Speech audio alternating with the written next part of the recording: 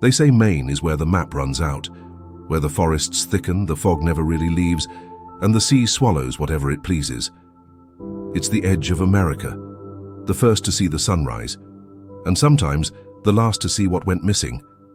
Tonight, we're traveling through 5 of the weirdest places in Maine where fact and folklore twist together like driftwood, each one stranger than the last, and all of... About 2 miles off the coast of Popham Beach sits Seguin Island, crowned by one of the oldest lighthouses in Maine. It's beautiful, but locals say it's also cursed. According to old keepers' tales, one lighthouse keeper once brought his young wife to the island. To fight her loneliness, he gave her a piano. The problem? It only came with one song, and she played it over and over every day for months. Driven mad by the repetition and isolation, the story says the keeper lost his mind, and one night silence returned, the kind that never left. Even today, coast guards and visitors report hearing faint piano notes floating across the fog. Some swear it drifts through the wind, especially before storms, as if the island still remembers the song that ended it all. And when the foghorn goes silent for just a moment, if you listen closely, you might hear her playing again. But the sea isn't the only thing that haunts Maine. Deep in its forests, something else refuses to stay buried. For 27 years, yes, 27, a man lived alone in the woods of central Maine without ever being seen. They called him the North Pond Hermit. Locals only knew him through his crimes: food missing from cabins, flashlights gone, propane tanks quietly stolen in the night. But no one ever saw him, not once. He survived brutal winters, sleeping in a hidden camp, wrapped in silence and patience. When he was finally caught in 2013, his name was Christopher Knight. He told police he hadn't spoken to another human being since the 1980s. Think about that. No words for nearly 3 decades. He said he broke into cabins not for greed, but just to stay alive, and because he couldn't stand the noise of the world anymore. When asked what he learned out there, Knight said something that still chills people in Maine.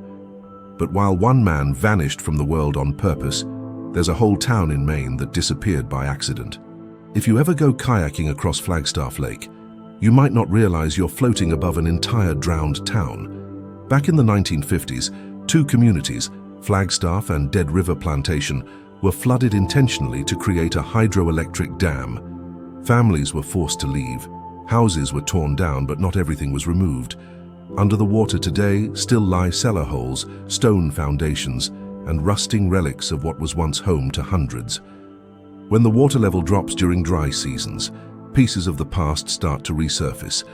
Old roads, fragments of homes, even a church step. Locals say when fog drifts low over the lake, it looks like the town is reappearing, waiting to breathe again. Some boaters claim to hear faint bells or children laughing under the mist, echoes that shouldn't exist anymore. But while Flagstaff Lake hides its ghosts underwater, the next place in Maine hides something older and stranger inside solid rock. Tucked deep in the woods near North Salem, strange stone chambers and carvings lie scattered across the land. Some call it America's Stonehenge. Massive granite blocks, aligned perfectly with solstices, mark the passage of the sun. Some say they were built by indigenous tribes long before colonial settlement. Others claim they're evidence of ancient travelers from Europe or even something not quite human. Carbon dating hasn't answered everything. It only deepened the mystery. One chamber's perfectly with the sunrise on the summer solstice. On that day, a beam of light strikes a stone with what appears to be a carved face. Coincidence? Maybe. But archaeologists still can't explain why so many of the stones are arranged astronomically, or who built them. People who visit say they feel watched, that the air itself hums quietly around sunset, like the stones remember something we've forgotten. But not all of Maine's mysteries are ancient. One still stirs in the woods today, something that locals whisper about when the wind turns cold. It happened in 2006 in the small town of Palmyra, Maine. A family was sitting in their living room when they heard growls outside, deep, low, too close. When they looked out the window, they saw glowing eyes in the dark. At first, they thought it was coyotes. Then they realized the creatures were too large, too silent, and there were too many of them. The power suddenly went out. The family huddled together through the night as the noises circled the house, scratching, breathing, moving. By morning, they found large paw prints all around their home, but no trail leading in or out. Wildlife experts said there were no wolves in Maine. They'd been gone for decades, but the family swore those eyes weren't coyotes. To this day, locals talk about the Palmyra wolves. Some say they were hybrids, others say they were something older, something that returns when the woods go quiet enough. And that's the thing about Maine. It doesn't need monsters to feel haunted. The land itself does the work.